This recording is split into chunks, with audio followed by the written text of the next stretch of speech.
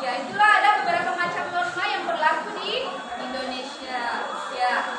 Nah, sekarang pada materi kita hari ini, ya setelah kita pelajari materi kita, Ibu Guru harapkan kalian bisa memberikan perilaku yang sesuai dengan norma dalam kehidupan sehari-hari. Ya. Kemudian yang kedua, kalian juga bisa membedakan perilaku yang tidak sesuai norma. Ya, tujuan kita hari ini ya. Kemudian yang ketiga, kita mampu menunjukkan sikap disiplin, tanggung jawab dan sopan santun sebagai bentuk penerapan norma. Ya, sekarang kita buka bukunya ya. Di halaman 96. Ya. Di sini kita akan pelajari bagian D, yaitu mari bertindak sesuai norma. Ya, dalam kehidupan bermasyarakat ada seperangkat norma yang memengaruhi perilaku manusia.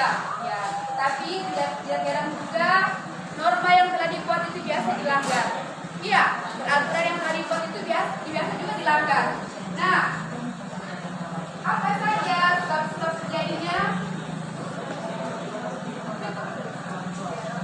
Apa saja sebab-sebab terjadinya pelanggaran norma tersebut? Ya, kalau ada akibat tentu ada sebab. Ya. Di sini dikatakan bahwa menurut Paul B. Harton, ya, setiap perilaku yang dinyatakan sebagai pelanggaran itu disebut penyimpangan sosial. Ya. Apa sih hal-hal yang bisa membuat kita, ya, hal-hal yang bisa terjadi di dalam pelanggaran norma? Ya, yang pertama itu ada hasil dari proses sosialisasi yang tidak sempurna. Ya, sebelum saya lanjut lagi, saya mau bertanya dulu, apa itu sosialisasi? Ya, sosialisasi apa? Ada yang bisa jawab? Ya, sosialisasi itu apa? Ya, katanya Kalisa, sosialisasi itu adalah saling berinteraksi dengan orang lain, ya, dalam masyarakat. Ya, 2 orang atau lebih, ya, itu dinamakan sosialisasi. Kita berinteraksi, ya, itu namanya sosialisasi. Nah, di sini kita kembali. Di sini dikatakan bahwasanya hasil dari proses sosialisasi yang tidak sempurna, ya, pemahaman terhadap nilai dan norma yang tidak sesuai. Contohnya seperti apa? Ketika orang tua tidak mengajarkan anak sopan santun, ya, di lingkungan keluarga, otomatis dia akan apa? Tidak sopan, tidak punya adab. Ya, itu tadi akibat dari sosialisasi yang tidak sempurna. Ya. Kemudian yang kedua, hasil dari sosialisasi subkebudayaan yang menyimpang, ya. Artinya seorang yang tumbuh di lingkungan yang tidak baik, ya, dia dipengaruhi oleh subkebudayaan. Misalkan ayahnya seorang koruptor, ya, misalkan ayahnya seorang koruptor, ya, tidak menutup kemungkinan anaknya bisa meniru apa yang dikerjakan oleh ayahnya karena dia mencontohkan kepada anaknya. Itulah ya disebut dengan hasil dari sosialisasi subkebudayaan yang menyimpang. Kemudian yang ketiga adalah selanjutnya upaya mengatasi pelanggaran atas norma. Ya, tadi kan kita pelajari tentang kenapa bisa terjadi penyimpangan sosial.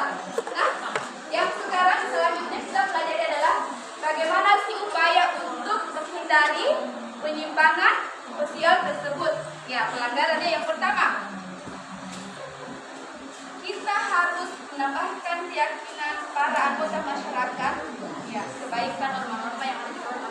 Ya, dalam keluarga juga misalkan kita harus saling menguatkan, ya. Kalau ada yang salah kita tegur, kita ingatkan, ya.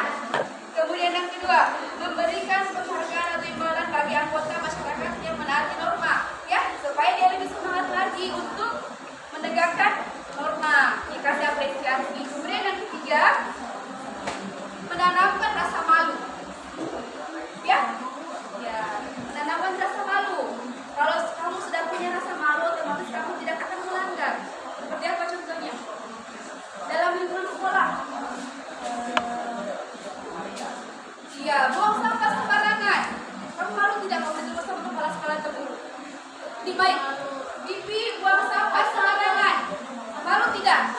Iya jelas malu lah. Ya, maka dari itu kalian tidak boleh melanggar aturan supaya tidak terjadi hal-hal yang tidak diinginkan.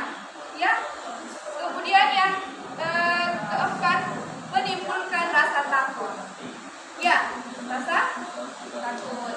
Misalkan kamu temukan dompetnya orang di jalan, temukan dompet. Ini ada 5 juta misalkan. Dalam hatinya, saya ambil kan, saya bawa ke rumah. Apa yang kalian lakukan? Kalau kalian punya rasa takut, sama siapa? Sama Tuhan, sama Allah. Kalian tidak akan ambil. Ya, salah satu itu juga salah satu supaya tidak terjadi pelanggaran norma. Saya bawa deh ke masjid atau kemana supaya ini kan bukan hak saya ya, yaitu. Kemudian yang terakhir, terciptanya sistem hukum atau sistem tata tertib yang diikuti dengan sanksi yang tegas. Ya, seperti tadi saya katakan, kamu bawa motor di bawah umur, tidak pakai helm. Ya. Oh, ini anak harus ditilang dulu supaya dia tahu. Jerat tidak? Jerat tak? Besok-besok mau sekolah lagi tidak? Ya, karena kamu sudah tahu. Setiap pelanggaran pasti ada konsekuensinya. Ya? Nah, sekarang kita masuk lagi di poin berikutnya. Perilaku soal sesuai norma di lingkungan keluarga. Ya, lingkungan keluarga dulu ya. Seperti apa contohnya? 1. Ya, taat terhadap perintah. Ya, seperti yang saya katakan tadi, orang tua itu menasihati bukan demi keburukan diri kita, jadi kebaikan. Ya, ya. Jadi kalau orang tuanya menasihati jangan marah-marah balik. Ya, didengar. Nah, kemudian yang kedua, saling menyayangi antara anggota keluarga. Kalau ada adiknya jangan dimarahi, jangan ada bertengkar. Ya, harus sayang adiknya ya. Jangan harus sedikit kamu malu semuanya. Adikmu udah dikasih, terjadilah pertengkaran. Nah, yang ketiga apa?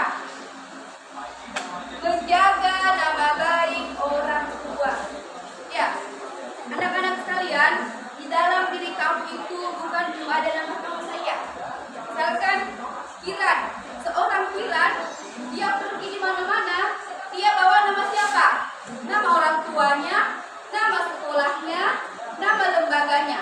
Ya, yang kita pelajari sekarang adalah lingkungan keluarga. Anaknya siapa itu? Anaknya Bapak A. Begitu perilakunya. Kan tidak baik ya? Ya, jadi kamu harus menjaga nama baik orang tua. Tuh. Setiap kali kamu berbuat kesalahan, jangan. Kan lagi, yang kedua, kerjanya yang di sekolah, coba. Piket kelas. Contoh perilaku norma yang ada di dalam sekolah. Kemudian yang terakhir, perilaku sesuai norma di lingkungan masyarakat. Masyarakat ya, di lingkungannya kita. Kita kan ini manusia, manusia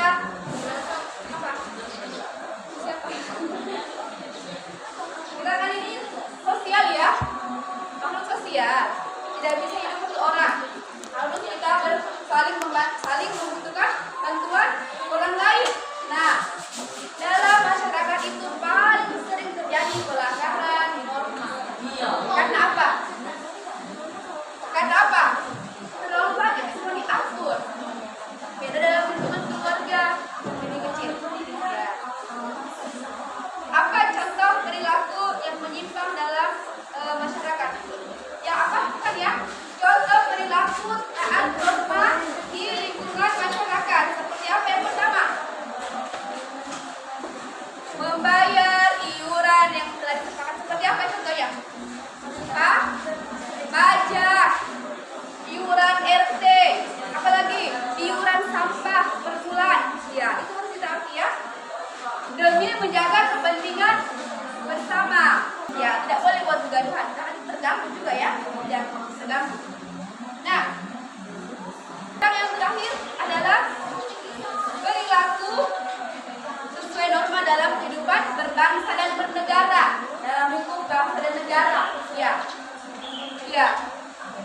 Berperilaku sesuai dengan norma dalam kehidupan berbangsa dan bernegara artinya bertindak dan bersikap sesuai hukum yang ada di negara. Iya. Apa saja contohnya coba?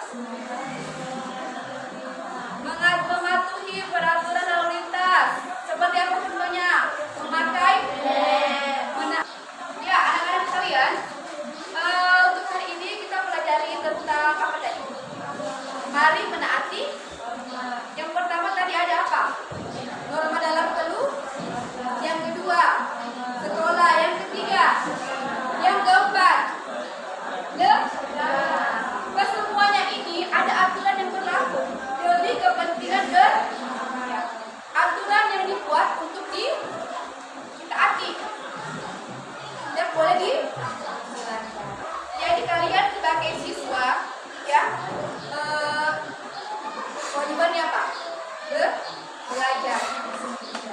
Kalian sudah tahu kan tadi apa yang saya pelajari tentang norma di sekolah?